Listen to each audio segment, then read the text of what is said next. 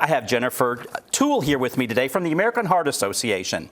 The American Heart Association wants more people trained across our local area and knowing what to do in the time of a cardiac emergency. This readiness priority will be the theme of Heart Month. That's coming up in February. And with me, I have Jennifer Toole. Thank you for being here. Yes, thanks for having me. We talked to Catherine Bonner and with the American Heart Association, and she was telling us how important CPR and all of this is. And I think I made a statement, I don't know how to do it. And so here we are. Yes, here we are. Yes, here we are. And I don't have to put my mouth on a mannequin or anything or anybody, right, because this is hands. Hands only. Hands only. Okay. Yes. Awesome.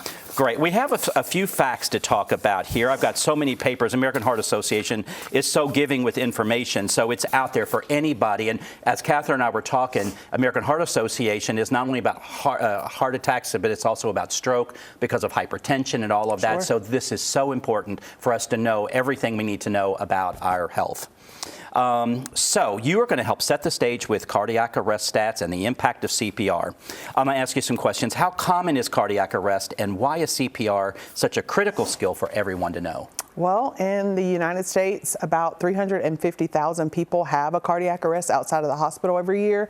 And so CPR is a life-saving skill. It can double or triple someone's chance of survival if they have an incident. So that's good to know, because we all see or hear of these incidents happening, for sure. We often hear every second counts. What does that really mean during a cardiac emergency? Sure. So a cardiac arrest is exactly what it sounds like. The heart has stopped its pumping function, and so that blood is not making it to the brain, to the organs of the body. And so the quicker we can start and activate CPR, the more likely we are to get that blood circulating through the body and continue to have it circulate to the things that it needs, that the body needs. And so every second matters. The quicker we can activate CPR and respond, the more likely this person's body continues to get the fuel it needs to operate. Okay, and CPR, we're kind of just restarting the heart in a way? We are mimicking the heartbeat. So when we do the compressions in a minute, we're doing the things that the heart function does when it pumps. It circulates that oxygenated blood to the brain and to the organs. And so when the heart stops, nothing's moving through, things begin to get damaged and shut down. And so we're really, I like to promote in the community that we're being a generator in the time that the battery is down. Gotcha. Makes sense. That totally makes sense. What is hands-only CPR, and is it something that anyone can learn? It is absolutely something anyone can learn, and hands-only CPR is exactly what it sounds like. It is CPR without the breaths. And so what we know is that when that heart is arrested, if we can just get first responders on the way and do compressions, we can do exactly what I mentioned earlier and mimic the heart's function and continue to disperse that blood through the body. Okay. What are the biggest barriers to people stepping in to help, and how do we overcome them? Because I know sometimes when you see it, a lot of times people just want to grab their cell phones and take pictures, or they just want to stand back and wait for somebody to jump in. Is there a doctor? Is there a nurse? Is there people are asking for some medical person, but that's not always needed. But what are some of those barriers we can break down? Sure. There's a few. So what I like to tell the community is that 70% of the time that these incidents happen outside of the hospital, they are in your house. Right. And so a lot of times we hear like, well, if I don't know the person or if it's a stranger, this is most likely to be a skill that you execute on somebody you care about. Other barriers are women receive CPR less as an intervention, just the anatomy of the female body. People are less likely to jump in. And another is lack of knowledge when people don't know what to do, or they've only learned 2 breaths 30 compressions. And so hands only, what we'll do today is going to take the breaths out of the equation, where we're teaching the community anyone can do something, no matter who it is. Okay, let's do it. We have a couple of minutes here. Let's make sure we show everybody what we're going to do. So we really want the community to learn a couple of steps. If someone goes down in front of you, a teen or adult, we want you to first, of course, make sure that they're unresponsive. That's normally the first thing that we're doing. Are you okay? Are you okay? The first step of hands-only CPR is to activate and call 911. You want to get first responders on the way, and then we want to push hard and fast in the center of the chest, about 2 inches down, to the 100 to 120 compressions a minute. So it looks like this.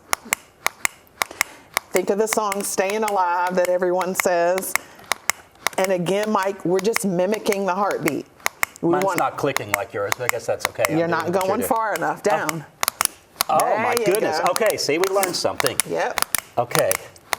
And you want to do this until your help arrives. Staying alive, staying alive. You just can't dance and do the jiggle. No, you can't dance and jiggle. We want to firm firm, consistent movement. Yeah. So it's all in the palm. I'm feeling my Yes. palm is hitting in Yes. that. Okay. Yes, it's like a slap. When you slap someone, that weight is dispersed versus a punch, which is a direct I would never impact. slap anyone. What are you saying? Mike, Okay. I don't know. I don't know. You've heard rumors? So yes, we're going to the beat of 100 and 120 That's really all we have to do. That's all we have to do until our goodness. first responders get there, or until an AED arrives, or until you can't go anymore. But in a room like this with multiple people, we could go for a while, because I could start And you hand it could off ask, to and you. that's the thing. You think ahead. You call 911. You get somebody else say, "Hey, I need somebody backup," and then you Yep, can relieve you can one hand it another. off. Whew, okay, you're the Community Impact Director of the American Heart Association. How long have you been in that role? I have almost 4 years. Okay. Almost 4 years. Wow. You're full of great information. Yes, I am, Mike. Full. Okay, we'll talk later. I have a feeling there's a story there. So do you teach schools and students, and do you yourself go Sure. around and teach people? This is a part of our Nation of Lifesavers initiative. We want to double the survival rate of cardiac arrest by 2030. And so right now, only 10% of people who experience a cardiac arrest outside of the hospital survive. Okay. And that is a grim statistic. And so we Lord. want more people to know what to do. We want a lifesaver in every home. We want every workplace ready, every school, all the places that are really at risk for these incidents. Well, you're incredible, and you're saving lives. That's pretty amazing. I am incredible, and we are saving lives. I love it. I can tell that you are. I love it. Stay tuned. I have Stephanie Richardson coming up next. Thank you for being here. Thank you, Appreciate Mike. that. Staying alive. Staying alive. I can't do that when I'm doing that. Yes, you cannot. Got to get Stay serious. tuned. We'll be right back. All right.